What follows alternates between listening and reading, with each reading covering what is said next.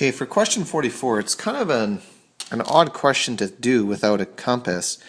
And the way you approach this is this. A compass is really just a stick that's kind of holding a pencil or a drawing object, and it's going to swivel in this direction, so in a circular direction.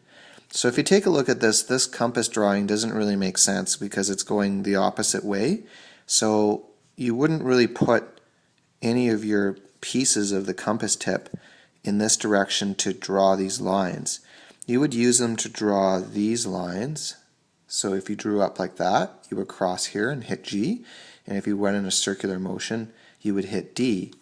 So what you're trying to figure out is the order to put your compass tips.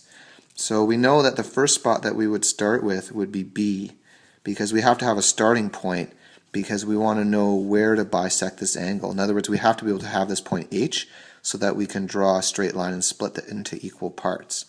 So B is definitely the first spot, so we know that right away A and C can't be right. The next thing to figure out would be, you don't care about these points, like E and F don't matter because they're not even going the right direction. Basically all you would do is take your compass, draw a little line and hit at G, and then do it again and hit at D, so that you know the next 2 points to put your next piece for your compass.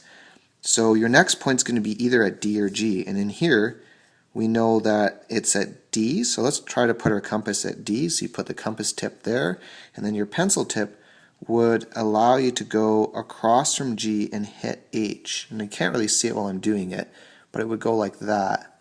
And what that would allow you to do is find the center point where you could draw H, and then that would allow you to draw a line so that you would bisect the angle into equal parts.